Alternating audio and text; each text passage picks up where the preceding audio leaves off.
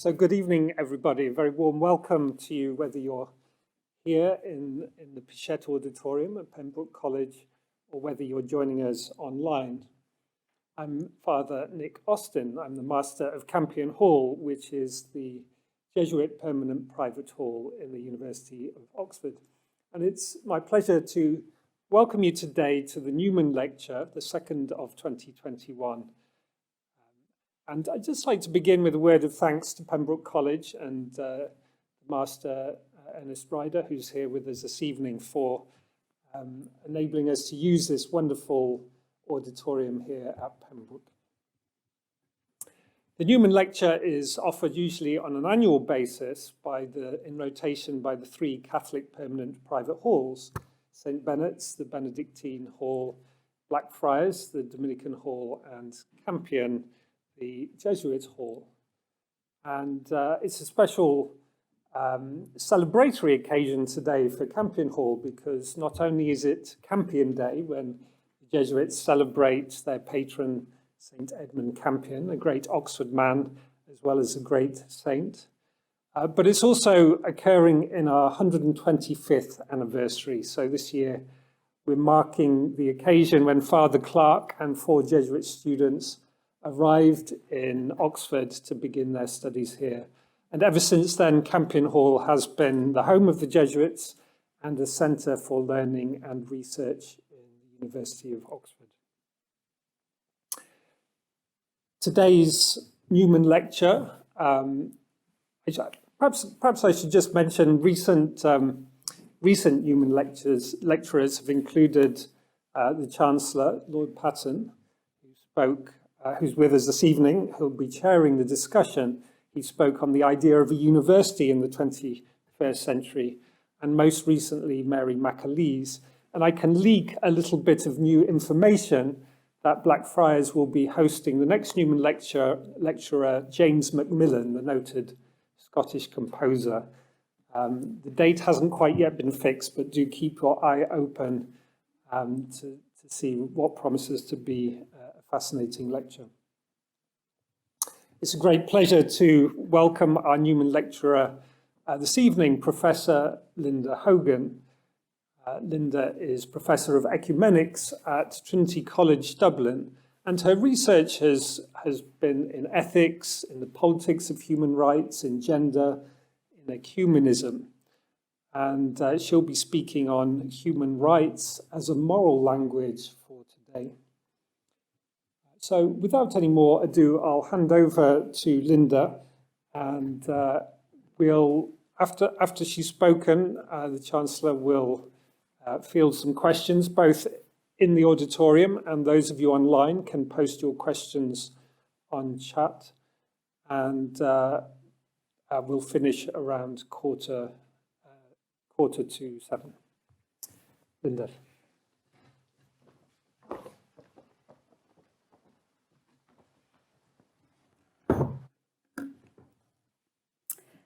Chancellor, distinguished guests, colleagues, friends, those of you in the auditorium and those of you online, it's a great pleasure to be here this evening as a guest of Campion Hall to deliver this Newman lecture on what is, as Father Austin said, an important anniversary in the presence of the Jesuits in Oxford.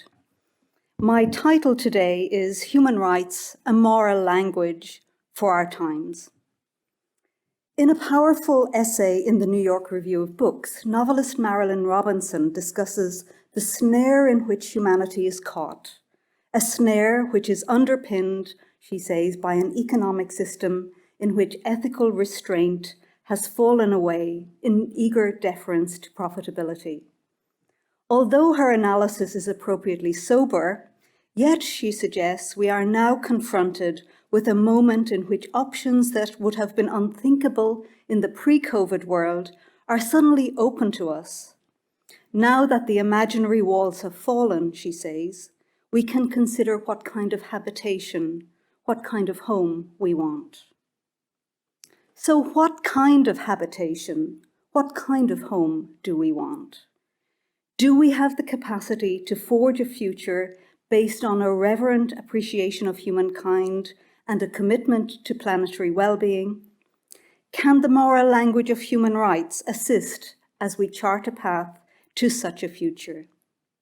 These are urgent questions with which populations around the world are grappling, and to which leaders in politics, business, and religion are responding, albeit with different degrees of attentiveness to this crisis of humanity. So in this paper this evening, I suggest that the moral language of human rights can be a vital resource as we respond to the challenges we face today. In doing so, I will attend to some of the perceived shortcomings with the liberal contemporary politics of human rights. First, its excessive individualism. Second, its failure to address growing economic inequality within and between states. And third, its anthropocentrism. I draw on the tradition of Catholic social ethics, as well as on feminist and post-colonial theologies, to address these limitations, and also to try to sketch a theological account of human rights as a moral language through which the requirements of human flourishing, social justice, and economic and ecological sustainability can be established and vindicated. Of course, we know that the concept of human rights has long had its skeptics, both political and philosophical.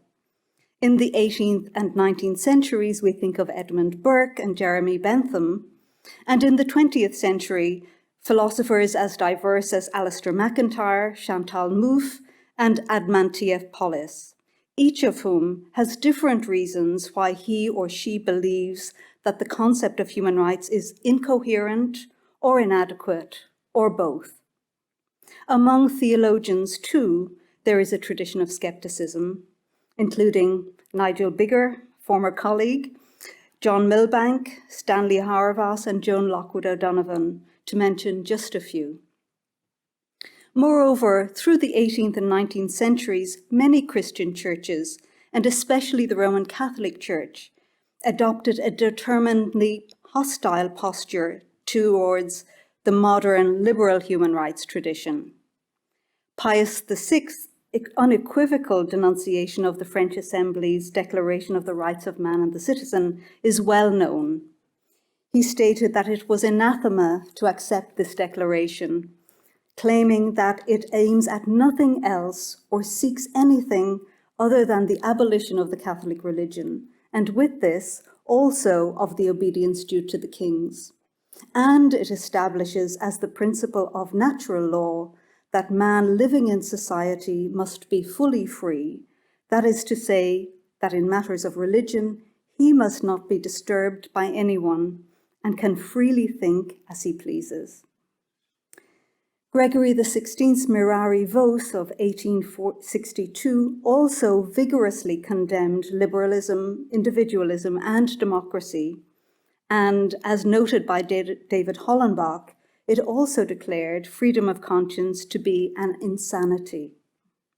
However, through the 20th century, and especially after the Second World War and the promulgation of the UN Declaration of Human Rights in 1948, the Church rediscovered within its resources and within its tradition, a tradition that supports human rights, and thus began a development that continues today, whereby human rights form a fundamental strand of the Church's moral theology and its social ethic. Permit me to say a few words about my title and my approach before we continue. My focus this evening suggested itself actually as I reflected on comments by Professor Pat Reardon here of Campion Hall as we were discussing human rights and the common good a number of months or years ago. My focus this evening is on human rights as a moral language. First of all, because I think it is in the moral resonance of human rights that much of its potency lies. But also because when the legitimacy of human rights language is attacked, it's typically its legitimacy as a moral language that is under attack. My focus on human rights as a moral language is not intended to deny its significance as a legal language, nor to undervalue the important work that human rights law does, especially in protecting civil and political rights. Rather, I regard this dual orientation to be a strength. Human rights is both a moral and a legal language. Indeed, it's precisely because the moral language of human rights is given legal force through a set of intersecting national, regional, and international treaties that human rights has a unique and, I would argue, indispensable place among the moral languages operative today. It is notable also, moreover, that this dual orientation of the moral and the legal is also seen within the theological tradition, especially in the medieval tradition of natural subjective rights. As the historical work of Brian Tierney demonstrates, the medieval canonists moved effortlessly between moral and legal uses of the language of natural rights, as well as between the language of rights and the biblical texts, and they saw no conflict in so doing. And although conceptualizations of law, political authority, and sovereignty were very different then than those that pertain nowadays, the interdependence of the moral and the legal in the history of natural subjective rights is, I think, a significant dimension of the theological tradition of rights, whose relevance has yet really to be properly understood and realized. The second point I want to make at the outset is to clarify how I read the historical and philosophical evolution of human rights.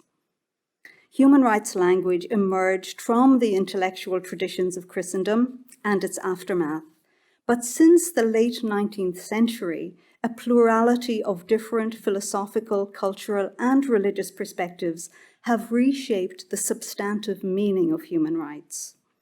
For example, human rights evolved from a language focused primarily, one might even say exclusively, on individual liberties, specified in civil and political rights, to one that incorporates social, economic, and cultural rights precisely because of the impact, especially of Latin American, but also Cuban and Chinese voices, especially in the debates during the third session of the Human Rights Commission in 1947. It was they who insisted that the UN Declaration of Human Rights must include the rights to healthcare, social security, and education, rather than being focused primarily on civil and political rights originating from Western traditions.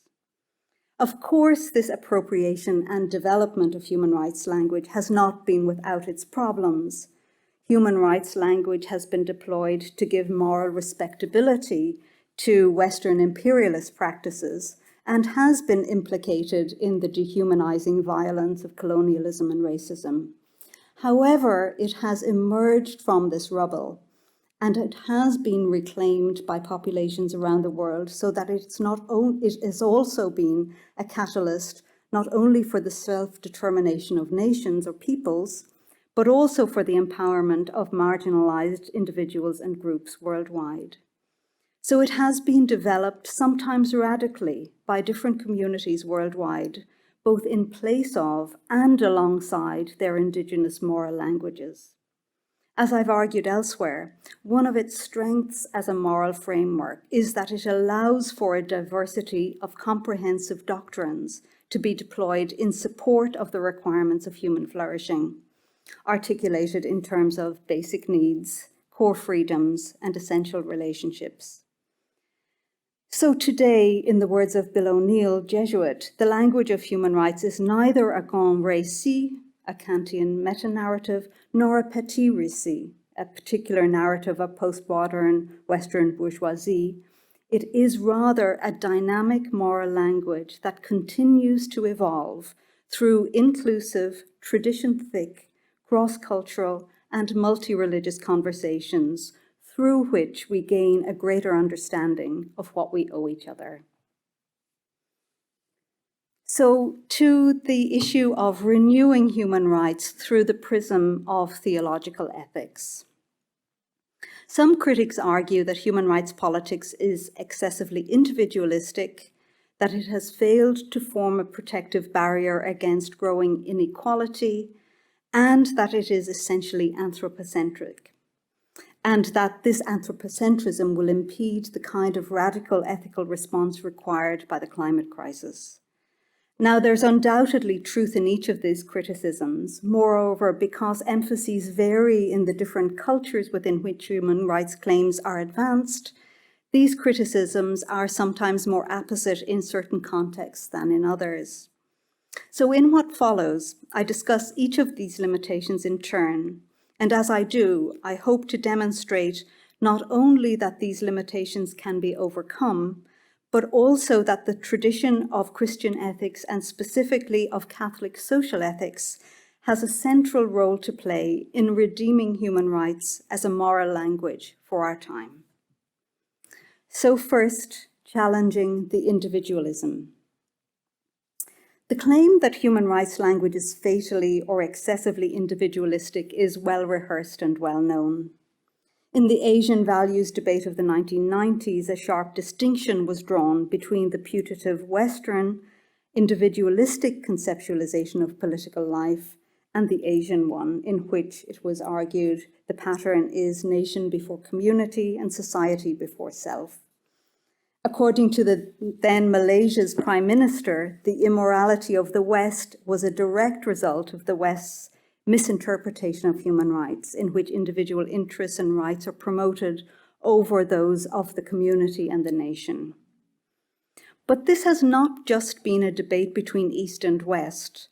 Actually, Western communitarian philosophers in particular, and theologians, are highly critical of what they regard as liberalism's misconceived anthropology, and particularly of its conceptualization of the person as unencumbered.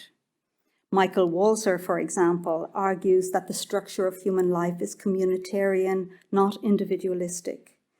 Thus, whereas communitarianism orients us to the common good, it's argued, liberalism mistakenly structures human life around sovereign selves, unencumbered by relationships and free from the conventions of community. Thus, for Locke, writes Louis Dupré, the existence of individual rights precedes that of the community, which previously had been considered the concrete source of right. Indeed, Hobbes, Locke, Kant, despite their differences from each other, are variously implicated in this error in which rights are conceived as formal properties or powers of sovereign, autonomous selves abstracted from the ensemble of natural social relations. Misconceived in this manner, the unencumbered self is the philosophical basis on which this self-interested, egoistic politics of rights turns, is the argument. And this is pursued in sharp contrast to a politics of the common good. However, I want to suggest that this characterization presents us with a false dichotomy. First of all, it ignores how human rights philosophy has been transformed by feminist, decolonial, and post-colonial scholars, as well as by scholars of race. And as a result of this, it also mischaracterizes much of the politics of human rights around the world. Additionally, it fails to take account of theological traditions that advance a human rights-based politics and an ethic of the common good. So permit me to say a word about each.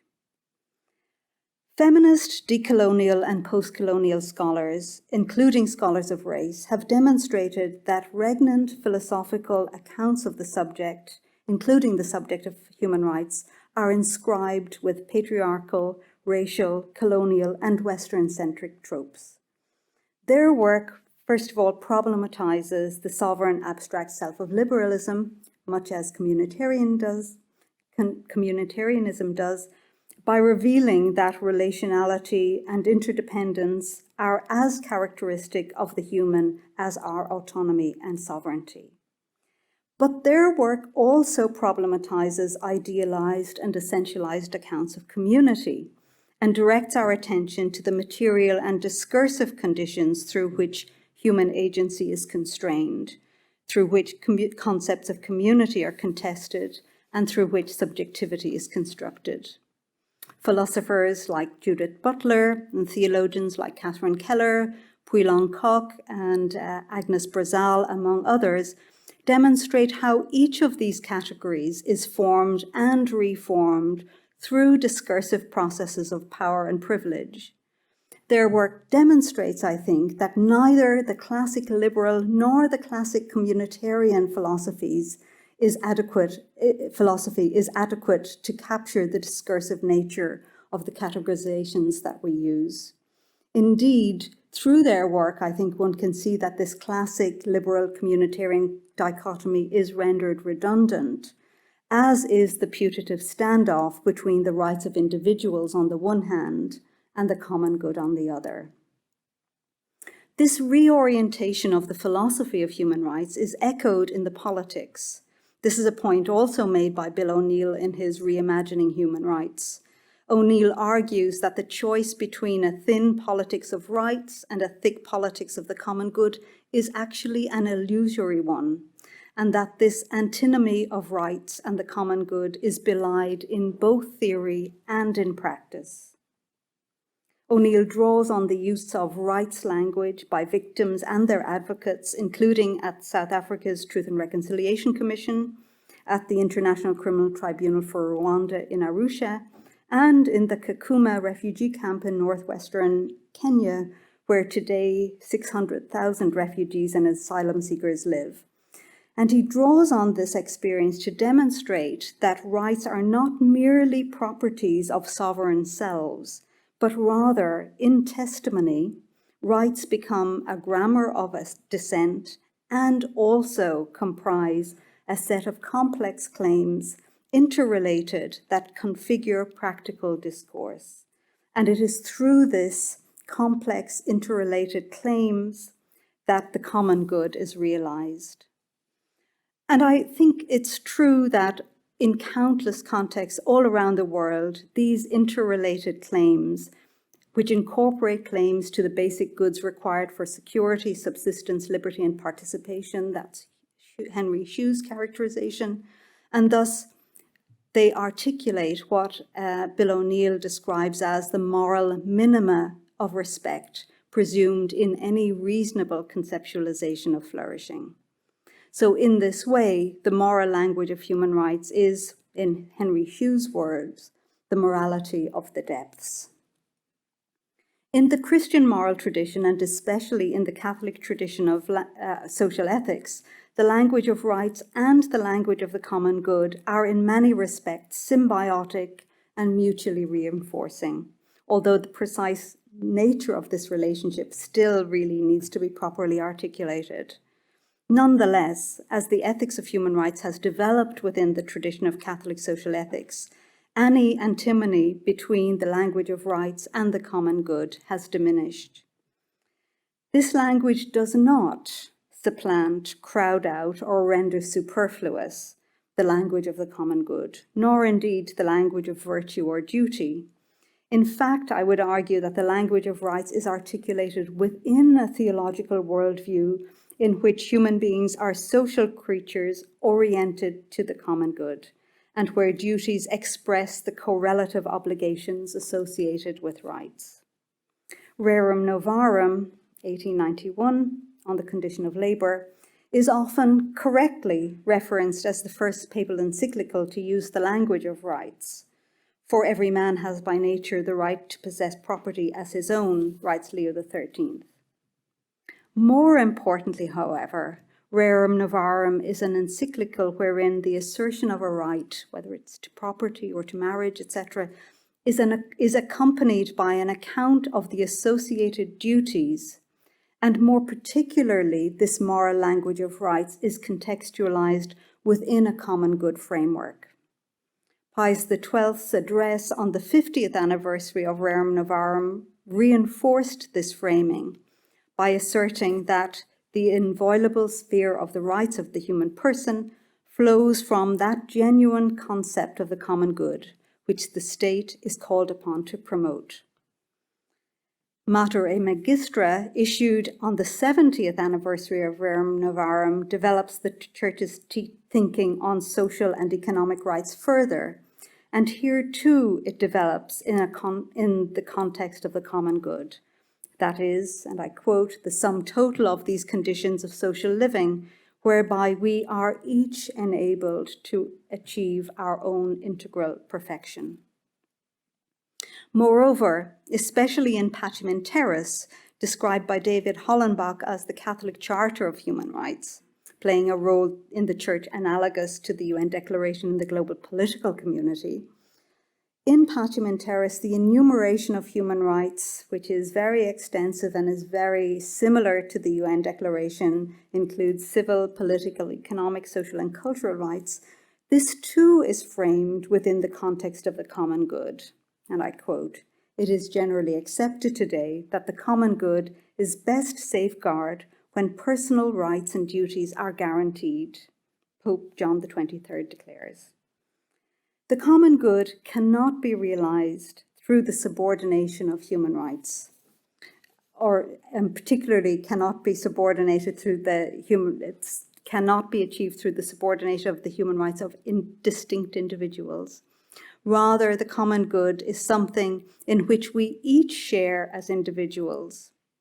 In contrast to there being two rival moral frameworks, I would argue that there is essentially a symbiotic relationship within the recent Catholic tradition between human rights and the common good.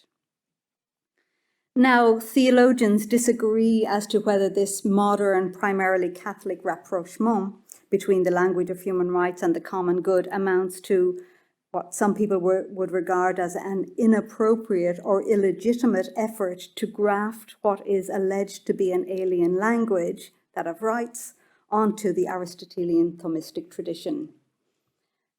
There are disputes about the genealogy of rights, about whether traces of the indigenous Christian theological language of natural subjective rights persisted through the liberal tradition of rights.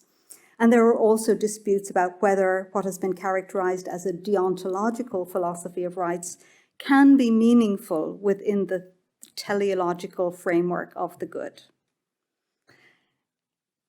However, important as these discussions are, and I have my own view, as you can discern on this, and for the record, I agree with Trinity on the interpretation not only of the significance of natural subjective rights, but on their persistence through the liberal tradition.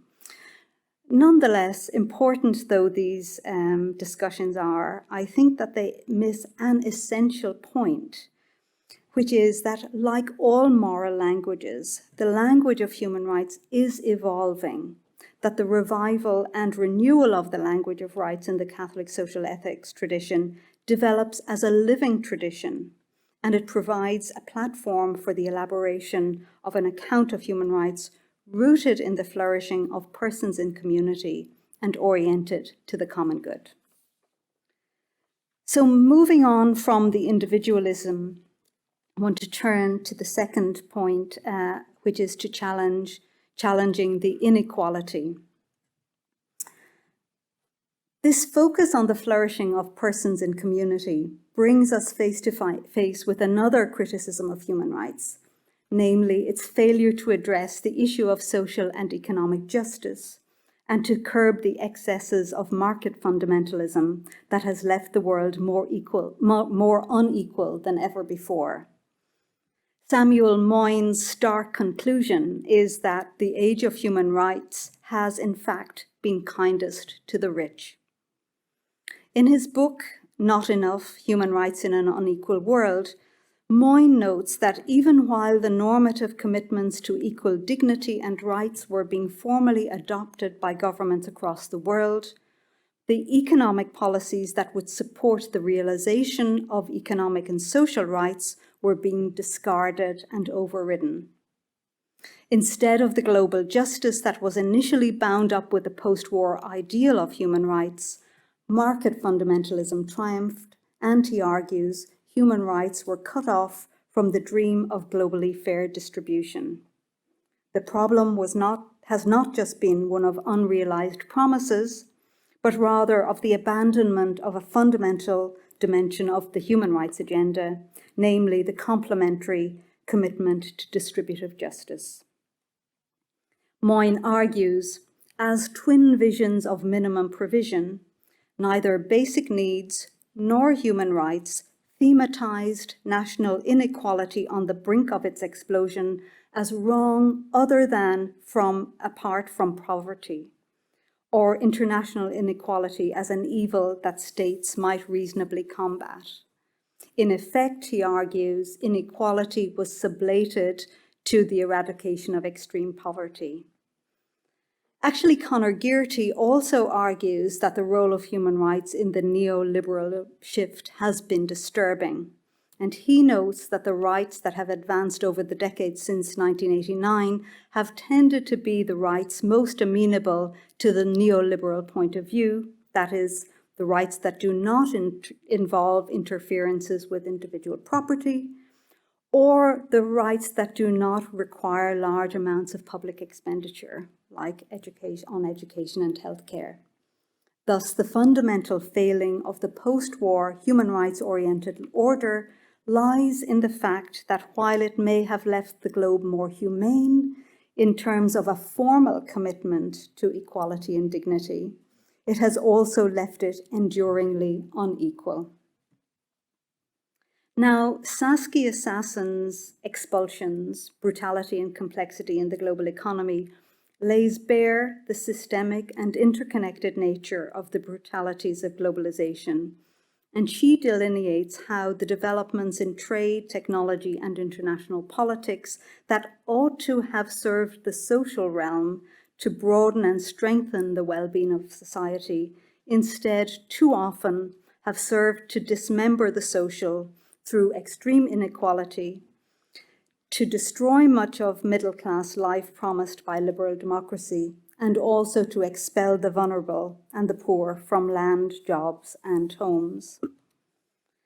There is no doubt that Moyne, Gearty, and Sassen highlight a serious failing in the politics of human rights as it's evolved in recent decades. However, I want to argue that rather than rendering human rights language redundant, neoliberal economic globalization reinforces its importance. Moreover, it particularly reinforces the importance of the comprehensive vision of human rights that asserts their indivisibility and their interdependence. That is, the recognition that civil, political, economic, social, and cultural rights are inherently complementary and equal in importance, and that the violation of one damages the achievement of the others. Now, I'm aware that there's a major debate about this concept of indivisibility and interdependence. But nonetheless, I think that certainly many of the critics highlight some difficult issues that have to be addressed. But nonetheless, as I've suggested, this really, I think, suggests it's important to reinforce the commitment to the indivisibility and interdependence rather than to abandon it. But in addition to this need to reinforce the comprehensive vision of human rights, I think it's also important to remember that there is another story of human rights in this period, rather than the one that's told by Moyne. And this is a story of at least partial success.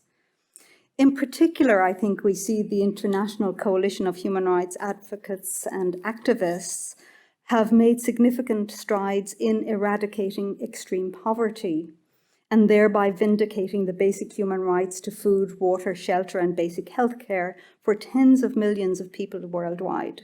And this is something that not only international organizations and NGOs and faith communities have been involved in, but also states and interstate bodies have been very centrally involved in this as well. So, because until there is a commitment to the provision of basic subsistence rights, issues of extreme inequality cannot be properly addressed. They are, I think, essential in the addressing of extreme inequality. And this period has also seen significant progress in addressing some of the systemic violations of human dignity, for example, associated with gender and women's rights. Nonetheless, it is true that there has been a hollowing out of human rights values by market fundamentalism. And if human rights is to retain its potency as a moral language, then this current failure must be addressed. But here again, the Catholic social ethics tradition provides, I think, a crucial counterweight to the neoliberal interpretation of rights, particularly in the way it anchors the inalienability of human rights in the dignity of the person, a dignity in solidarity oriented to the public good.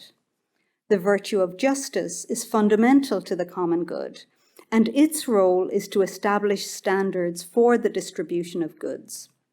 Moreover, the requirements of justice are established through the principles of solidarity, participation, equity, and subsidiarity, which substantiate the meaning of the common good in each particular context. These principles must be instantiated in each of the domains of social, cultural, political, and economic life.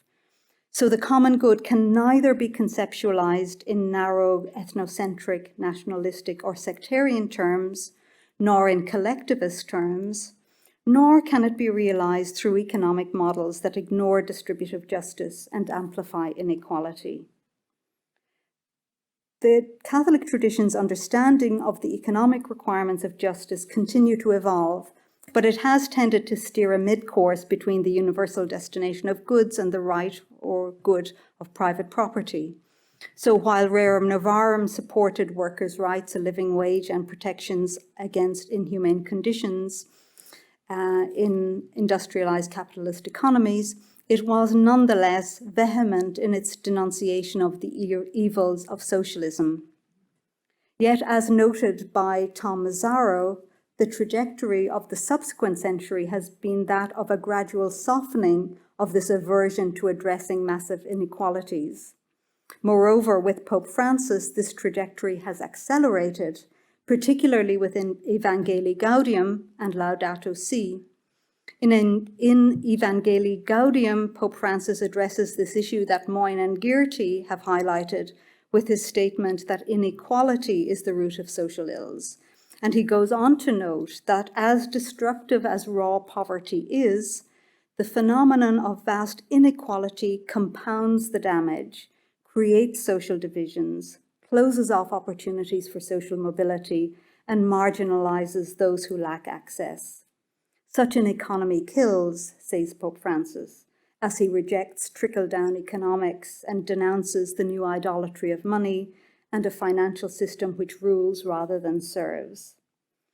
Pope Francis is unambiguous in his denunciation of the inequalities embedded in and amplified by neoliberal economics. Moreover, his approach develops and reaffirms the insights of Catholic social ethics, which draw attention to the intersecting brutalities of neoliberal economics, who are highly critical of libertarian accounts of human rights, and who insist that the commitment to dignity and solidarity requires attention to the multiple ways in which economics reinscribes exclusion and inequality. So the language of human rights cannot, should not, be the handmaid of neoliberal economics.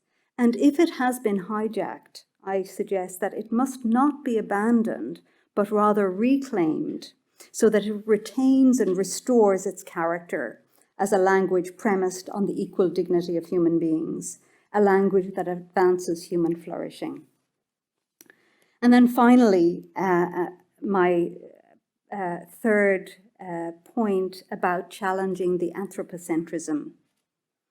The focus on human flourishing draws our attention to the final criticism of human rights that I want to address this evening, and that is its anthropocentrism.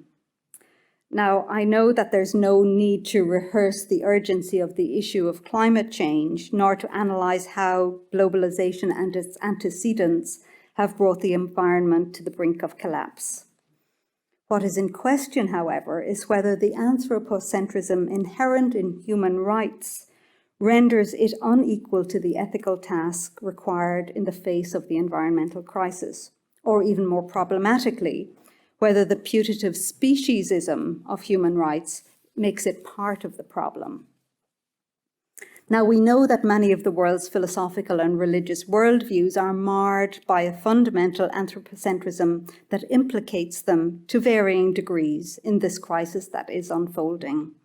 One thinks, for example, of Lynn White's iconic critique of Christianity's role in the instrumentalization of nature, written in 1967, many decades ago.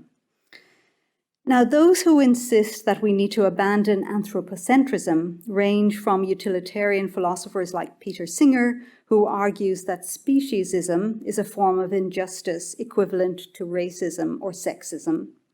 It includes the zoopolis of Donaldson and Kimlicka, who develop a concept of political justice based on fair cooperation between humans and other animals, the deep ecology of Aaron Ness that rejects all forms of hierarchy within the cosmos of living beings, and of course the indigenous worldviews of native peoples around the world that embody a deep reverence for nature and a belief in the interconnectedness of all life.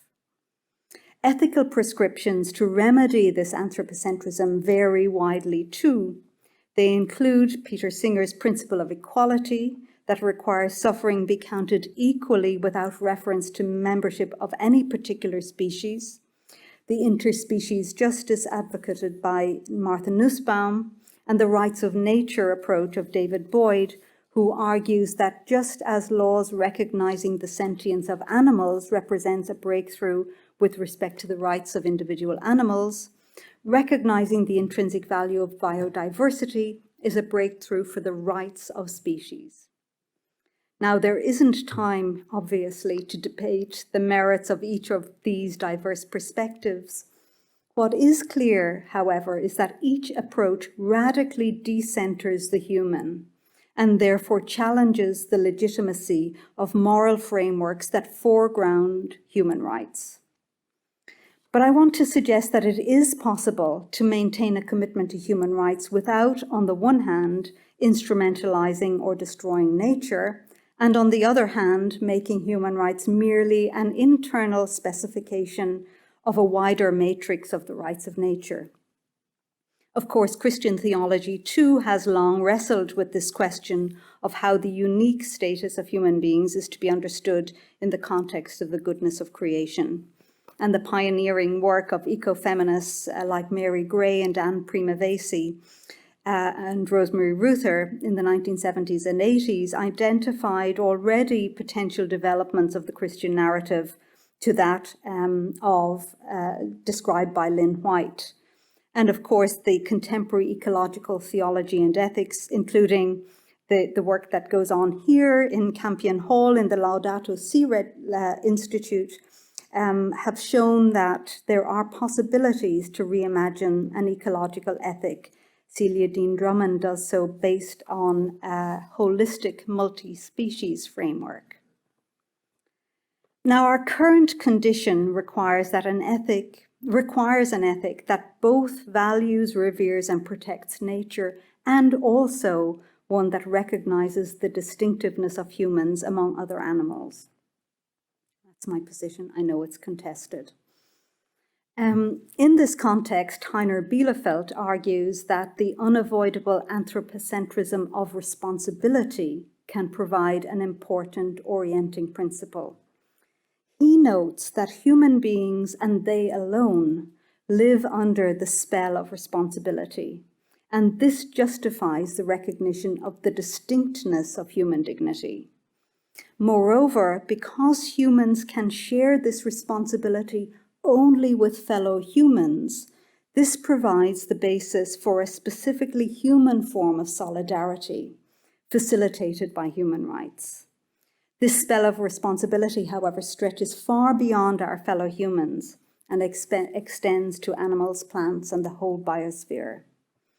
And in fact, although not very prominent in the philosophy of human rights yet, this essential connection between the protection of human rights and of the environment is a feature of some human rights politics. For example, the climate justice approach, so prominent among human rights NGOs and activists in the Global South, and championed by the former President of Ireland, Mary Robinson, rejects this alleged conflict between the protection of human rights on the one hand and the protection of the environment on the other.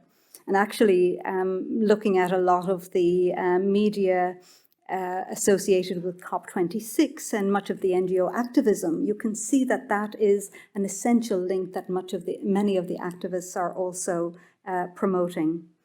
So by configuring the anthropocentrism of human rights as an anthropocentrism of responsibility that extends not only to fellow humans, but also to other animals and the natural world, human rights can become a vital component of the ethical response required to address the climate crisis.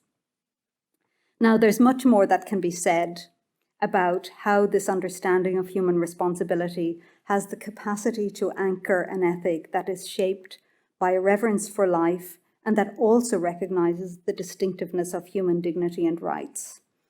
Thus, whereas the last 2 centuries of human rights, according to Hans Joas, has essentially been a story of the sacralization of the person, the next decades will require a radical reconceptualization of the remit of human responsibility and thus the nature of human dignity.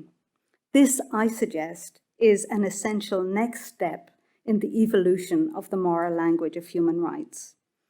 Moreover, it will also likely require a reconceptualization of the common good so as to broaden its remit further, but these are matters for another day. So, to conclude, I've suggested that, notwithstanding its limitations, human rights is a moral language through which the requirements of human flourishing, social justice, and ecological sustainability can be established and vindicated. I have, I hope, demonstrated that the Christian Catholic social ethics tradition has a vital role to play in redeeming human rights from its individualism, from its neglect of inequality, and from its anthropocentrism. As with any moral language, however, it is flawed and in need of constant development.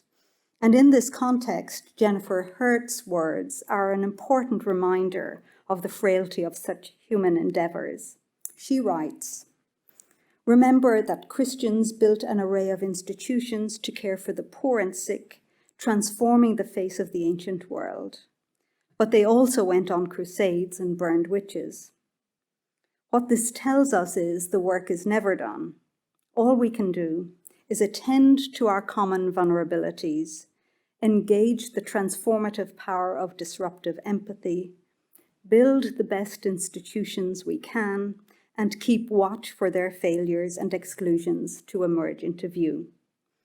So as we look to the next decade and to the future of human rights, I hope and trust and believe that it will realize its potential as a language that propels us to recover and sharpen a sense of justice based on a reverent appreciation of humankind and a commitment to planetary well-being.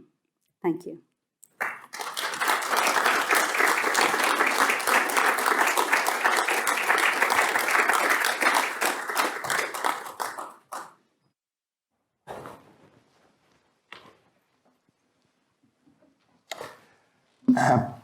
Professor Hogan, I thought that was absolutely terrific, and I don't want to shock you or diminish your academic prospects by saying I think I agreed with every word of it. But I want to go a bit further, if I may. I became interested in this subject in particular in relation to what was called, by people like Lee Kuan Yew and others, the Asian values debate, when I worked for some time in Asia. And it was, of course, inherently absurd. How did you compare the political or values culture of North Korea with South Korea, China with Taiwan, India and Japan with Malaysia, and so on? There wasn't much sign of Confucian values when you walked down the Bund in Shanghai. There wasn't very much sense of difference between being hit over the head with a baton in China or being hit over the head with a baton in Belfast. And so I always thought that the argument that there was a fundamental difference between a real concern about human rights in different parts of the world was pretty absurd, and that human rights were a universal concept. And I think that's an argument in relation to Christianity, which has been very well made recently in a book by Tom Holland, which I thought was very good. People talk about him as a popular historian, as though somehow that diminishes him. He's a historian who sells a lot of books, which makes him popular. And I also think that you read Maritain, you know about the spiritual relationship between God and man, and I think that was very well set out in a speech a few years ago by Cardinal Turkson. So I've got no doubt at all about the importance of the universality of human rights in its relation to Christian tradition. But my rather tendentious or provocative remark is this. I'm surprised that the issue doesn't get talked about more in the Catholic Church. And I'm very sensitive to the proposition that the Catholic Church is awkward in dealing about it for reasons which both touch on its own sense of politics and its own sense of its authority.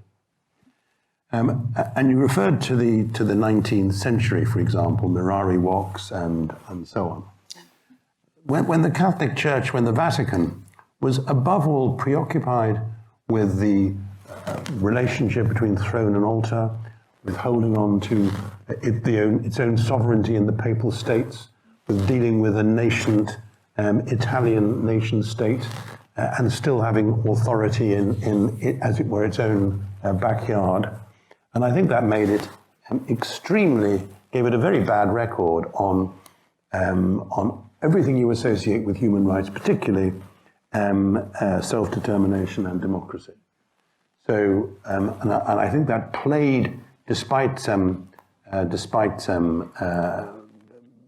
or two encyclicals, that played into the views of the Catholic Church, which frankly persisted even to the time when I was a boy.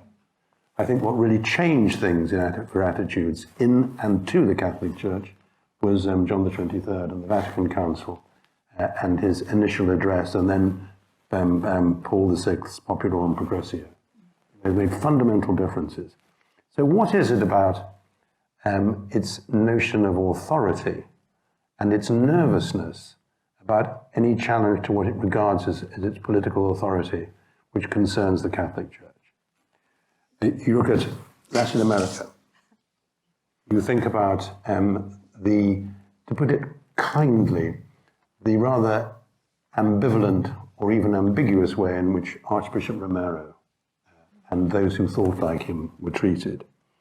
You think about the United States today, where almost half the hierarchy seem to think that the Catholic Church should be the Trump cult at prayer, signing up because of one aspect of the culture wars to a support of the most right-wing Republicans, and talk about attitudes to equality. Yes. When you think about those who fund the Trump cult, you see them at the moment making, so far as one can tell, hardly any fuss about the deliberate and determined assault on democracy by Republican legislators in 16 states now, trying to reduce the voting rights of people who are black and brown because they're more likely to vote Democrat.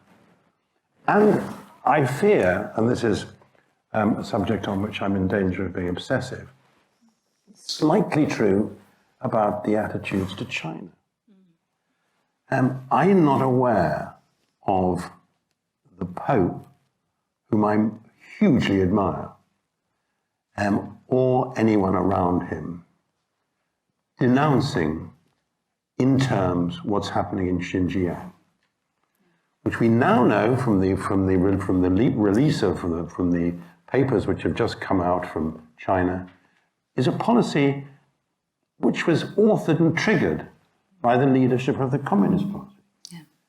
I'm not aware of them saying very much in support of democracy and freedom in Hong Kong, where an extraordinarily large number of those who led the campaign for democracy and defending the rule of law and defending human rights were Catholics. Martin Lee, a daily communicant, Jimmy Lai. Cardinal Zen, who is one of my heroes in life, wonderful, feisty, outspoken denunciations of what the Chinese Communist Party has done, which is bad and wrong. No point in pussyfooting about it. So when I'm told that the Vatican can't say these things because it would be regarded as grandstanding, I think, but that's exactly the sort of thing that the Catholic Church should grandstand about. Stalin said quite properly that the Vatican doesn't have any tanks. What it does have is moral authority. And if it doesn't actually use that moral authority in speaking out on human rights, recognizing that democracies are far from perfect, that Europe is far from perfect. We gave the world the Holocaust. We can't claim that we have a superior and more civilized attitude to human rights. But I really do think that you have sometimes to face up both to the fact that while liberal democracies are not perfect, in liberal democracies, you're more likely to get a protection of human rights than in autocracies. Very difficult to think of many autocracies where police services are held to account when they behave very badly. I've just been reading a terrific novel about Egypt by Al-Aswani called the Republic of False Truths, which makes that point very strongly. So I think we should, in the Catholic Church, recognize our own occasional reluctance to speak out on democracy and on human rights, not turning into a sort of an army for President Biden, but certainly not letting ourselves turn into an army for President Trump. Because I think democracy is quite a fragile plant, and we kid ourselves if we think that it'll always be there, it'll always be standing there. But I think it needs the Christian churches and the Catholic Church to be a bit more outspoken in saying that from time to time, particularly in parts of the world where people are having their values having their lives so assaulted. So, sorry, a long question. Discuss. Thank you very much, Chancellor. Absolutely. I agree with your commentary. So the question really is why doesn't the Church speak out more?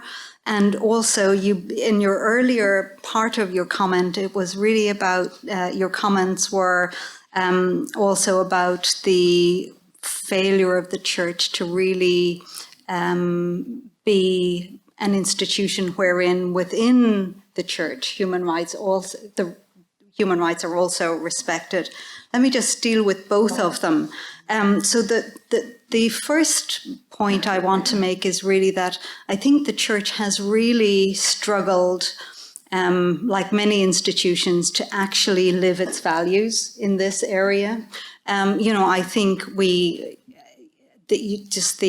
the failure to recognize the full equality of women in the Church is an obvious, it almost doesn't bear mention anymore. It is the use and abuse of power within the Church is something that has been evident throughout its history, and it continues today. And I think particularly where there hasn't been, where there's also been a sort of no permission to speak on these issues and a silencing, that also has been a feature of the Church in past decades. So, I think it's the duty of all of us to speak out on those issues and to insist. If you read Patten in particular, it says that human rights and the rights of the individual, this is how human dignity is protected in the social context. Excuse me. Now, the Church, living in Church, is also a social context, and there's no reason, I think, why it is or should be or can be exempt from protecting and promoting human dignity in that context as well. And that, I think, is part of the reason why, and maybe it may not be the reason why the church is reluctant to speak, but it's partly a reason why the church is not listened to when it speaks often, because this glaring disjunction between what it says to the world and how it organizes itself internally. And I think this contradiction is a problem. And, you know, there are many people who are constantly engaged in advocacy for that kind of change. I think it will come. I think Pope Francis has, although aspects of his reform have been disappointing, there has been significant reform that I think is very heartening. On the other issue of the way in which the church has, in effect, been, as you say, sometimes a handmaid. It's being used as a sort of a handmaid to conservative politics in the US and around the world. You know, I think that this is part of the reason why this story of human rights not being just a libertarian claiming of freedoms, which is the way in which it's interpreted in some parts of the world, and how the story of human rights being about flourishing community. This is really, I think, important to restore. And this is where this problem about inequality and the ignoring of inequality for so long is really something that I think strikes at the heart of democracy, because where democracies are radically unequal, people lose faith in the political democracy, and then they seek remedies in other populist promises. So it's not an easy line to walk to live one's values. And I suppose the point is that the church also struggles to do that. But going back to Jennifer Hurd's comment, it's about trying to build the best institutions that we can. But it is a flawed process and always will be. Sorry if that sounds very depressing, but... Very good. Let's have some questions, not from the chair, not from the Chancellor. Yeah, Warden. Thank you, Yeah, do take that off to speak. Is that okay? If everybody's all right with that. Thank you very much, Professor Hogan. That was fascinating. I'm not a philosopher or a theologian, so forgive the question. I'm a neuroscientist, so I was particularly struck at the relationship between the individual decision-making and the social animal aspect of it and the common good, which I think chimes very much with how we increasingly recognise people do make decisions. There is that individual immediate benefit, but it is integrated with, again, the social reaction to that decision and how that impacts you. So my question, sort of with that framework of thinking, and all the examples you gave were very much about that bidirectionality, but working here and now, so that the immediacy of it is in my lifetime or the species' lifetime. Let's take it across species. And of course, the challenge of climate change is it's not for the immediate. We have to make decisions about human rights that are going to be in the future that will not impact us immediately. And I struggle to know how, in the knowledge base that we have currently, we make decisions. How are we going to resolve this one? Because that's really where we're falling over. We're not comfortable, and we don't have good examples to draw on from history where we make hard decisions that impact us now, individually or societally, but will be for the future human rights benefit of something very temporally distant. So what's your thoughts on that? What are the solutions? Thank you. That's a very important question, absolutely. You probably know more than I how in decision-making, we constantly discount the future. And it's very difficult for us in the present to give due consideration, even when we intend to give due consideration to the totality of the impacts in the future. And, there's a lot of work going on in sort of behavioral ethics, etc., to try and think through the impacts of our instinct to discount the future in our decision making. I'm not sure, I mean, I don't know how, as a neuroscientist or a behavior psychologist, one can answer that question. But I do think that we do have some mechanisms at our disposal, even in the context of the human rights apparatus. You know, when you look at, for example, in Colombia, the Supreme Court in Colombia instituted an obligation on the government to take account of the rights of future generations in their treatment of the Amazon rainforest.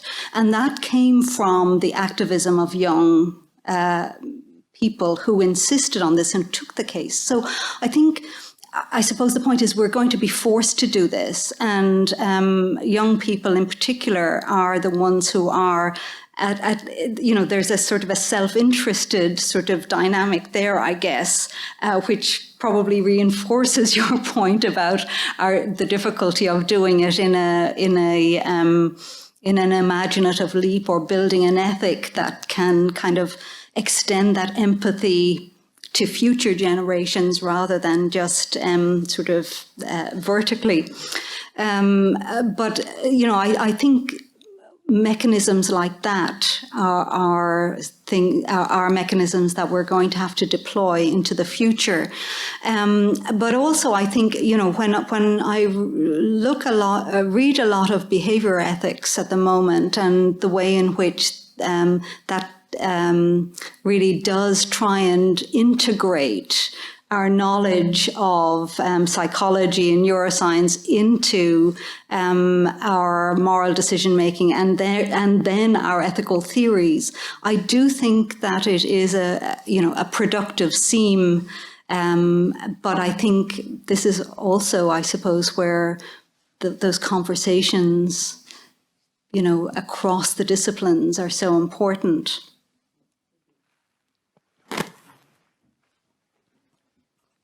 Thank you, Patrick Reardon, Campion Hall. Linda, thank you very much indeed for that wonderful, stimulating paper. Just following on that last point, Pope Benedict, before the German Bundestag in 2011, drew attention to the demands of the younger people supporting the Green Party. Now, he said, I'm not giving party political support here, but listen to the young people and what they're concerned about. And that was Pope Benedict in Berlin. I think it's good to look to, from that whole recitation you gave us of the history of church teaching on human rights, to look at Benedict's performance in the United Nations in New York 2008, and then in London 2010, in Westminster, very strongly insisting on human dignity as the basis for human rights. So there has been a modern emphasis there in his papacy. And interestingly enough, in terms of your comparison of that individualism versus communitarianism debate, in his Lumen Fidei, he just draws attention to the way in which that debate is sterile. That's over. Yeah. I just have one question. Totally convinced by the need for a moral language of rights, but among its limitations have to be the fact that it is so tied to the legal language. And in the legal language of rights, the problem is that the one with the duty is the state. The rights are held over against the state. And the state is the great violator of rights. So we have this paradox in human rights language, that the state is to uphold them, but it is the greatest threat to them. From the Catholic point of view, if I may borrow from Edward Haddas's book, Counsels of Imperfection, the real danger in us emphasizing the role of the state is that we undermine our own principle of subsidiarity. Both from the right and the left, we strengthen the role of the state and end up undermining Catholic subsidiarity. Thank you, Pat, and thank you very much for those reminders and reinforcing those earlier points that I was making, particularly drawing attention to Pope Benedict's two very important speeches. You're absolutely right about that. Yes, I would agree, and that the moral language of human rights doesn't have to be tied tightly to the legal language. And I certainly didn't mean to imply that. I think but there is a connection. It's not a straight line. Nor is it a very tight line often. I think that there is a gap and one has to make the case for the legal protections on the basis of the moral language. But not all goods need to have the legal protection. So that's a kind of Finnis's argument. I agree with that. On this point about the state, I agree that there is a risk in the legal language asserting the rights only over against the state, and there is a risk in that. But I do think that as human rights language has evolved, now you see, for example, the development of the development of the UN declaration. It's not a declaration. The UN, I can't remember what precisely it is, on human rights and business. So there are, I think, important developments that focus, for example, on the responsibilities and the duties of business, particularly, international business organizations who are highly nomadic and who have a huge and often disproportionate impact on in different countries. So there is, I think, an emerging tradition whereby human rights are not asserted only over against the state, and it's not just the state who must vindicate the rights of individuals, it's also businesses and other organizations. So, but it is very underdeveloped, and again, I think it's easy to, for then the state to be let off the hook in many contexts. So I think one has to insist on the state as the primary institution that must vindicate the rights of individuals, but it doesn't negate the rights, the obligations of businesses and others. And I think that's where the subsidiarity comes in, really. Chancellor, we've got time for one or two more questions. I wonder if we could have a question from the online chat. Well, let's. I think first of all from the head of house at Pembroke. The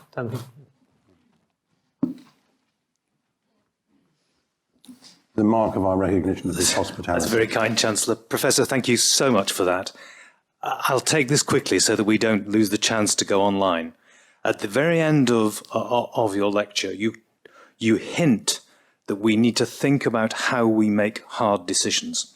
You give a very good example. Colombia, you could go to Bangladesh, India, a number of states, whether codified or common law, that are doing things in a rather different way, either through democratic institutions or justice sectors. We don't tend to do that here. We haven't followed Canada and so on. If I follow your line of argument through, we've got rights comprised within the common good that are plural. We have got a diversity of doctrines, dynamic languages, and yet we have got to find a better way of resolving conflicts between incommensurable values and inequalities. And if we don't actually empower our Supreme Courts and legislatures, perhaps not legislatures, but more Supreme Court to do that, then you're not going to get the hard-headed, hard decisions made. Yeah. Have you any bright ideas for what we should do in the domestic context to actually bring that to the forefront?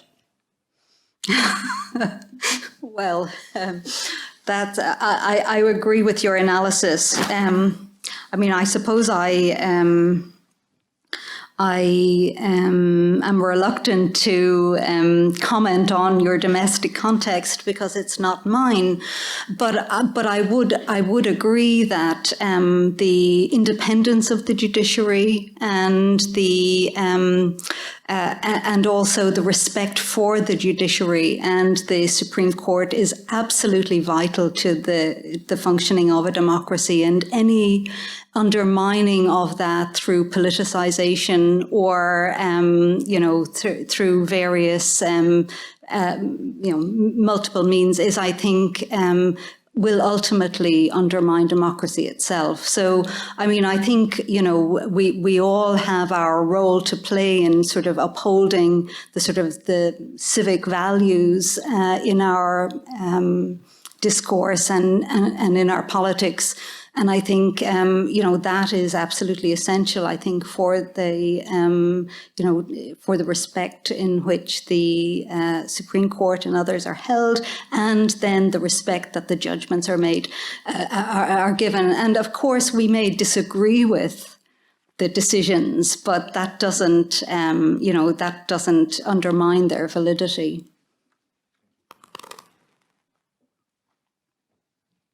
Do we get some?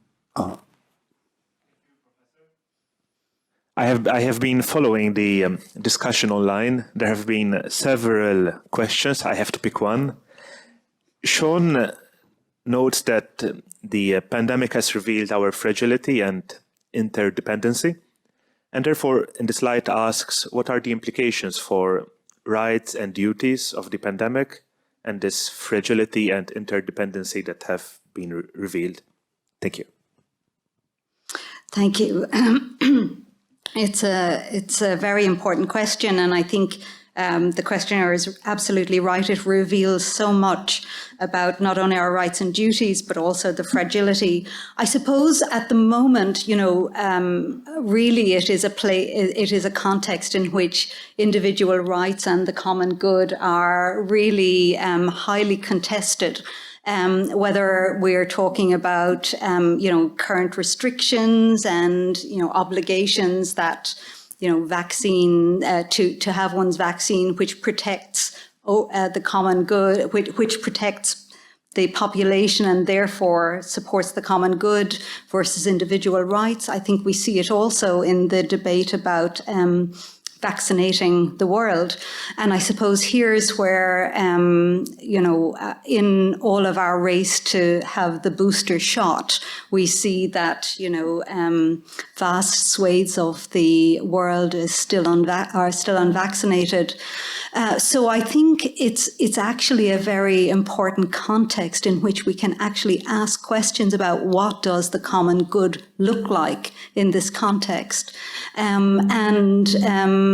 I think that's where a lot of the debate needs to be had. I think, when you look also at the way in which the state in many parts of the world intervened with sort of social supports that actually have made a huge difference and addressed a lot of some of the inequality that is existing around the world, you can see how politics actually is one of the main drivers of inequality. And when states do actually intervene to support whether it's children or what's called the working poor, etc., that makes a big difference. So I think we've learned a lot of lessons also from the pandemic about how social security can actually really remedy a lot of the inequality that exists. But if you're a politician, you don't enjoy what Cardinal Manning, in my view, rather appallingly described as the beauty of inflexibility. I mean, if you think about the present beginning of what was going to be a much longer running crisis for Europe, the impact of migration on our borders and on our societies, you have to be an extremely smart politician to explain to people why we have to balance very sensitively the relationship between what is regarded as the common good and what are our individual responsibilities to other human beings. I think it's an extremely difficult debate, and politicians aren't necessarily to be blamed if they don't get the tone very well, though it helps if you don't begin the debate by being a moral vacuum. Indeed. Chancellor, if I may, many thanks for chairing our discussion this evening. We've run out of time, unfortunately, but I do want to thank you and also thank Professor Hogan for a very engaging talk. I think you've demonstrated for us very powerfully this idea of the human rights as a moral discourse that needs constant ongoing development by precisely the kind of conversation that you've engaged us in this evening, a conversation that requires very hard thinking as well as a deep moral commitment. And I think you've also demonstrated for us how the Catholic tradition, especially Catholic social ethics at its best, can make the conversation all that much richer. So many, many thanks for coming over from Dublin for this talk. And, Pleasure.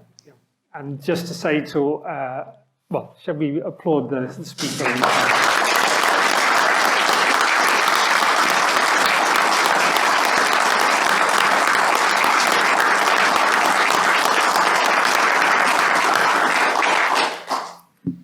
And just to thank everyone here present and everyone online who've joined us.